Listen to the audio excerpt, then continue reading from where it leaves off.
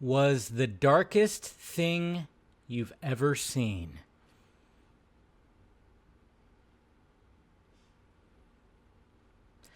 Can I travel to the multiverse to see what this fucking thing was gonna look like?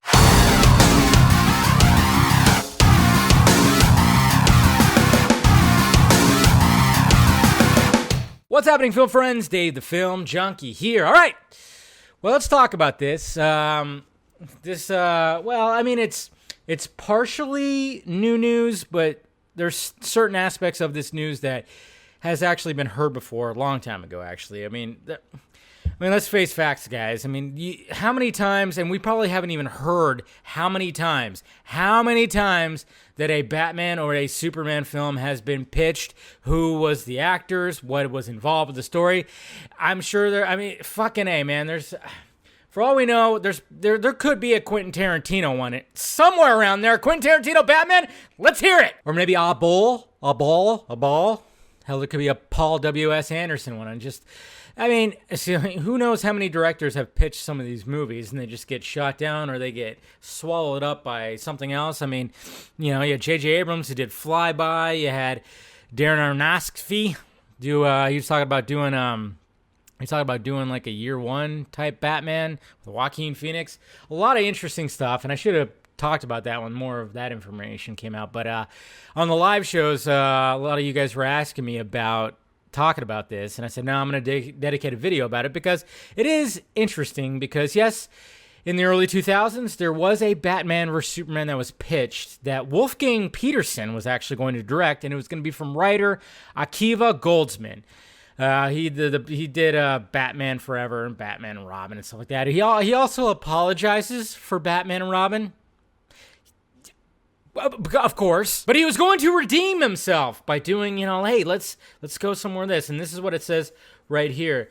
He said, the screenwriter who rewrote the original screenplay by Seven's Andrew Kevin Walker pulled the curtain back on the ambitious superhero epic, which was many years ahead of a sort of dark and gritty DC movieverse we would briefly get from Zack Snyder. This is from IGN. Quote from Goldsman right here says, "It was really the world's finest," which that makes sense, in a kind of dark and interesting way. I think it could have been lovely. Can you really say dark and lovely in the same sentence? I guess so. He also confirmed that Colin Farrell and Jude Law were the actors they wanted to play the leads. They weren't confirmed. They wanted. I guess Jude Law, it's been out there in the ether that Jude Law and Colin Farrell have been considered for both of those roles. Jude Law specifically, I remember hearing that he actually turned down Superman. It was probably this. So it wasn't confirmed that they were actually going to do it. But here we go right here. This is what the story was going to consist of. We were in prep, and it was the darkest thing you've ever seen. It started with Alfred's funeral, and Bruce has fallen in love and renounced being Batman. The Joker kills his wife, and then you discover it was all a lie. What kind of mind fuck is that? He continues, just that the love itself was constructed by the Joker to break Bruce.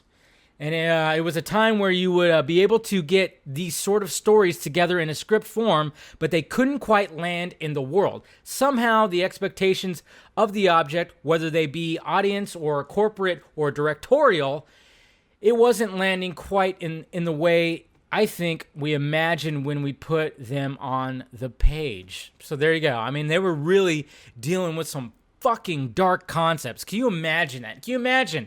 Specifically when you have BVS that starts and ends with a funeral, okay? So, there's dark elements there. It starts off with, you see the Wayne funeral and everything that conspired with that, and then it ends with Superman dying and his funeral, his two funerals, and now you have Goldsman right here just going oh yeah, we were going to approach this concept that Alfred gets killed, Bruce falls in love, and Joker kills his love, but it was all just a lie. It was all just basically Joker. I'm assuming that Joker knows who Batman is, and then he's like, I'm gonna fuck with him. But can you imagine? Can you imagine if this actually came out? I really want to see this film. There's so many. I want to see Burton's Superman Lives film. I want to see Aronofsky's year one Batman film with Joaquin Phoenix. I want to see the Flyby film by J.J. Abrams.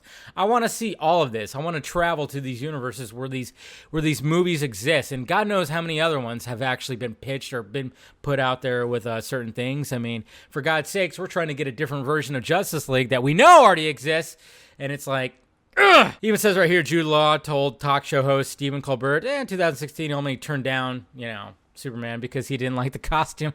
It's probably pretty tight. Probably runs a little, probably squishes the gooey bag there. So anyways, guys, there you go. That's what I wanted to talk about. To see Colin Farrell as Batman, I think it would have worked. I think he's got a good chin. He's got a little dimple in his chin, I think.